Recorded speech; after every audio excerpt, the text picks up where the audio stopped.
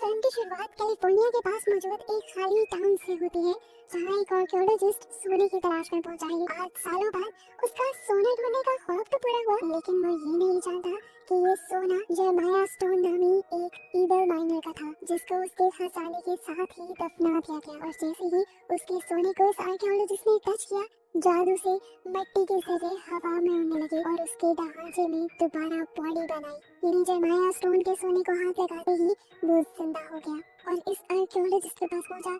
इससे पहले कि आर्कियोलॉजिस्ट इससे कोई बात करता, वो आर्कियोलॉजिस्ट के जिस्म में अपनी कुल्हाड़ी स्टैब करते हुए उसे जान से मार देता है और फिर उसका सारा खून एक पॉट में जमा कर लेता है। सीन कट हो गए, हम बेटी को देखते हैं जो उस आर्कियोलॉजिस्ट की सिस्टर थी। असल में वो आर्कियोलॉजिस्ट काफी टाइम से घर नहीं आया था और उसकी मॉम बहुत ज्यादा परेशान थी। बेटी ने उन्हें हौसला दिया और कहा वो पहले भी तो सोने की तलाश में भटकता रहता है, अभी भी वो यही कहीं होगा, आ जाएगा घर।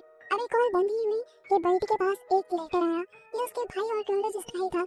उसने लेटर खोलकर देखा तो उसके अंदर एक मैप और एक सोने का टुकड़ा था। वो समझ गई कि उसके भाई को सच में सोना मिल चुका है और अब वो इस सोने को निकालने के लिए उसे बुला रहा था। चाहना तो उसे अकेले चाहिए था, लेकिन उसने अपने पूरे ग्रुप को जमा कर लिया। अब अलग-अलग ये सब लोग कैलिफोर्निया के पास मौजूद उस टाउन के लिए निकल गए। रास्ते में बेटी का एक साथी एक्सेल रास्ता पूछने के लिए एक घर के पास रुक जाता है, जहाँ एक ओल्ड मैन था, जिसने जब टाउन का नाम सुना तो वो डर गया और एक्सेल को वार्न किया, वहाँ मत जाना, जेरेमाया स्टोन का भूत तुम्हें नहीं छोड़ेगा। मुझे लगता है तुम उसकी कहानियां सुनकर यहाँ नहीं आए। वो इतना इविल था कि महीने के बाद उसे हेल ने भी लेने से इनकार कर दिया और उसकी सोल आज भी दुनिया में भटक रही है। उसे उसकी माइंड में ही दफन कर दिया गया था। सुनने में तो ये भी आया है कि जेरेमाया स्टोन एक आदमखोर था, उसने अपने ही बीवी बच्चे को मार खाया था। वो उसे सालों पुराना जेरेमाया स्टोन का एक वांटेड पोस्टर भी दिखाता है, जो उस ओल्ड मैन के ग्रैंडपा का था।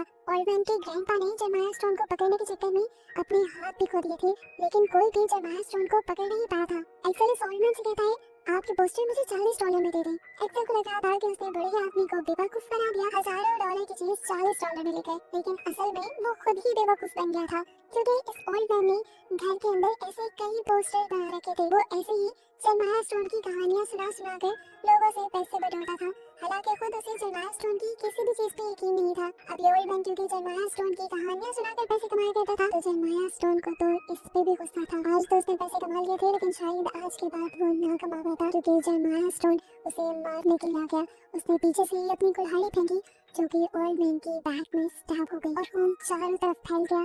यानी वो ओल्ड मैन भी जेरेमाया स्टोन के हाथों मारा गया। यहाँ देखने को मिला कि अब वो पूरा का पूरा ग्रुप टाउन में पहुंच चुके थे। यहाँ आने के बाद एक्सेल ने देखा कि उसकी घड़ी गुम हो गई थी, जो उसे उसकी फियांसी की मॉम ने गिफ्ट की थी। उसकी फियांसी उसके ऊपर बहुत ज्यादा गुस्सा होने लग गई, इसलिए एक्सेल काम से पहले अपनी घड़ी ढूंढने लग गया। ये घड़ी उसे तो नहीं मिली, लेकिन यहाँ की एक लोकल लड़की ईव को मिल गई, जो उसे पूछती है, यही ढूंढ रहे हो तुम? एक्सेल हाँ में सर हिलाता है और यहाँ इनकी थोड़ी सी बातें होती हैं। ईव बताती है कि वो अपनी आंट के साथ पास में ही रहती है। इनकी इन्हीं बातों के दौरान इन्हें एक्सेल की फियांसी की चिल्लाने की आवाज आई। लोग भागे एक्सेल की फियांसी सैलून में थी और वहाँ पे मौजूद कबूतरों से डर गई थी। टाउन खाली था, तो ये चीख दूर दूर तक गई, जिसे सुनकर यहाँ पर शेरिफ भी आ गए। इस टाउन में लोग ही कम थे, तो जितने लोग यहाँ रहते थे एक दूसरे को अच्छे से जानते थे।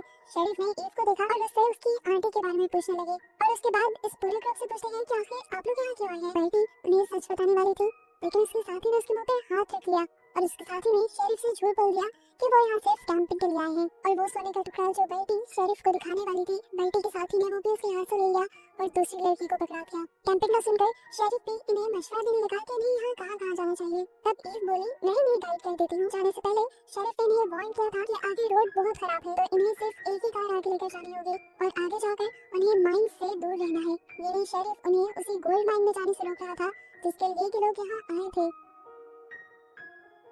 अब एक्सेल की फियांसी, जिसके पास सोने का टुकड़ा आ चुका था, वो यहाँ से भाग जाने का सोचती है। वो फजूल में ही अपनी फियांसी से लड़ाई कर लेती है और यहाँ से जाने लगती है, लेकिन इससे पहले कि वो ये सोने का टुकड़ा लेकर ज्यादा दूर जा पाती, उसके सामने जेरेमाया स्टोन आ गया, जिसने उसकी गाड़ी को ही क्रैश कर दिया। जिसके बाद उसने इस लड़की को कार से बाहर निकाला और उसको बालों से पकड़कर अपनी चाकू से उसका सर उसकी बॉडी से अलग कर दिया और फिर उसके हाथ से अपना सोना वापस ले लिया। दूसरी तरफ अब वो पूरा ग्रुप जेरेमाया स्टोन की माइन तक पहुंच चुके थे। ये लोग अब एक कैबिन के अंदर गए, जिस कैबिन के अंदर जेरेमाया स्टोन की मौत हुई थी और जहां से दफनाया गया था।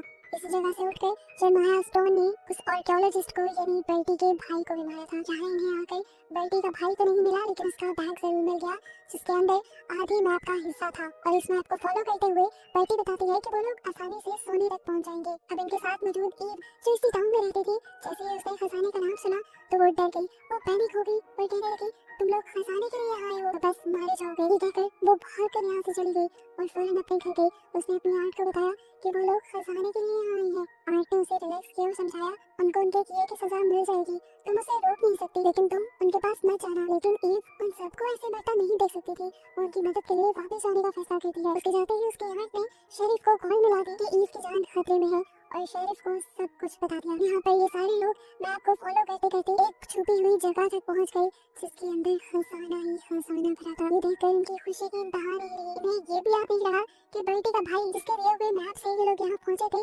इन्हें वो भी यहाँ नहीं मिला। लालच ने इन्हें अंधा कर दिया था।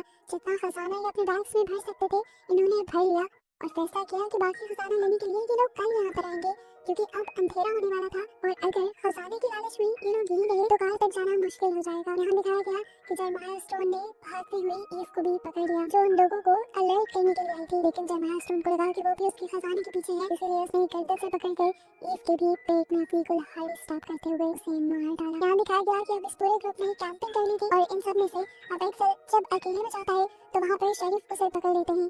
शेरिफ को लग रहा था कि विन भी लोगों के साथ होगी, लेकिन जब वो देखता है कि विन के साथ नहीं है तो वो इन्हें यहाँ पे छोड़कर अकेला चला जाता है।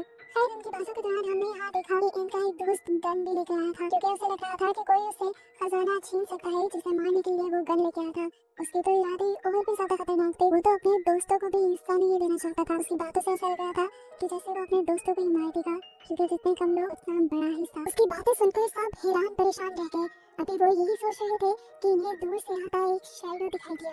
करीब आने पर देखा कि ये जरमाया स्टोन था जिसने कुल्हाड़ी फेंककर पहले सबको डरा दिया। बाकी सब तो डरकर जान बचाकर भाग गए सिवाय उसके जिसके पास गन थी। वो गन के भरोसे था, नहीं जानता था कि जरमाया स्टोन पहले से ही मरा हुआ है और अब उसे गन से मारना तो दूर किसी भी तरह मारना इम्पॉसिबल है। उसने धड़ाधड़ जरमाया स्टोन पे गोलियां चलाई लेकिन उनका कोई असर नहीं हुआ। कि देखकर वो भी डर गया।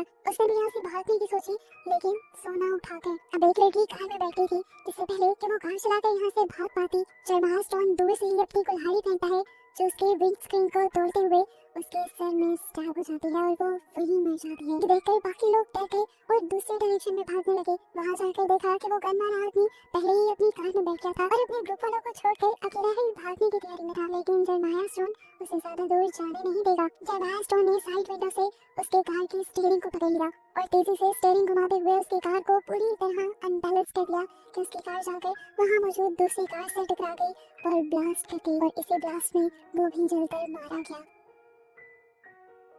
बाकी 3 बचे हुए लोग ये नजारा देखकर पूरी तरह डर चुके थे। उन्होंने अब जब जरमाया स्टोन का पत्थर से बना चेहरा देखा तब उनकी जानें निकल गई। वो उल्टे कदम वहाँ से भागे और वहाँ पर उन्हें ईव की आंट मिल गई जो उनकी जान बचाने के लिए उन्हें अपने घर ले आई। ईव की आंट ने इन सबको बताया कि तुम्हें उसका सोना नहीं चुराना चाहिए था। उसका खजाना जो भी चुराता है वो जाग जाता है और जब वो जागता है तब तब तबाही फैला देता है। अब वो तुम सबको नहीं छोड़ेगा। अब ईव की आंट इन्हें और हमें जरमाया स्टोन की पुरानी कहानी सुनाती है 1851 की, जब जरमाया स्टोन दूसरे लोगों का सोना चुराया करता था। सारे जब अपना सोना लेने के लिए जरमाया स्टोन के पास वापस आए तो उसने एक लड़की को बंदी बना लिया और धमकी दी कि मैं इस लड़की को मार दूंगा। सभी ने जरमाया स्टोन से उस लड़की को बचाने की रिक्वेस्ट की लेकिन वो रहम किसी पे भी नहीं खाता था। उसने सबके सामने लड़की को लटका कर कुल्हाड़ी मार के बुरी तरह से उसका कत्ल कर दिया, वो भी सबकी आंखों के सामने।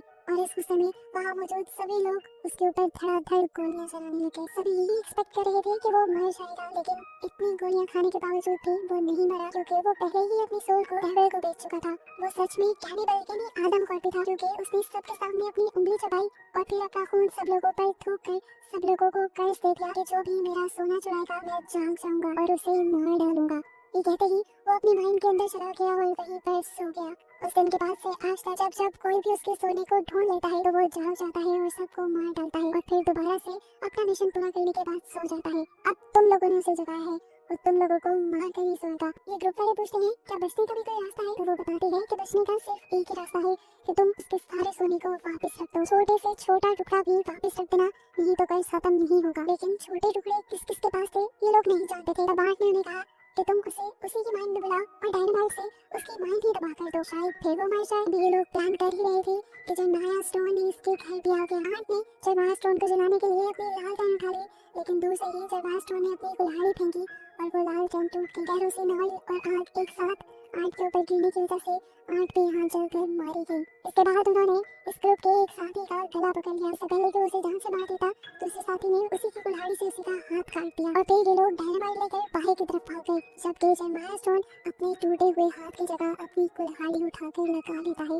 यहाँ बाहर ये तीनों प्लान बना रहे थे कि जयमाया स्टोन का सारा सोना उसके माइंड में रखकर उसे ही वहाँ बुलाकर डायनामाइट रख के उसे ही तबाह कर देंगे। अब ये लोग डायनामाइट को माइंड के अंदर रखने के लिए चले गए, जबकि बल्टी बाहर ही रुकी हुई थी डायनामाइट का बटन दबाने के लिए। अब जयमाया स्टोन भी अपनी माइंड में आ गया था। इन दोनों को यहाँ देखते ही गुस्से से भड़क गया और इनको अपनी कुल्हाड़ी से मार मार कर उसने जख्मी कर दिया। ये दोनों अपनी आखिरी सांसें गिन रहे थे। इससे पहले कि जयमाया स्टोन उनको पूरी तरह मार देता, जल्दी से बल्टी यहाँ आकर जयमाया स्टोन को फ्लेयर गन से जला देती है और फिर अपने दोनों साथियों को लेकर बाहर आने की कोशिश करती है, लेकिन एक्सेल बाहर आने से मना कर देता है क्योंकि उसे पूरी तरह जयमाया स्टोन को खत्म करना था। बल्टी तो अपने साथी को लेकर बाहर आ गई, लेकिन एक्सेल ने अंदर ही रहकर उन बॉम्ब्स को ब्लास्ट कर दिया।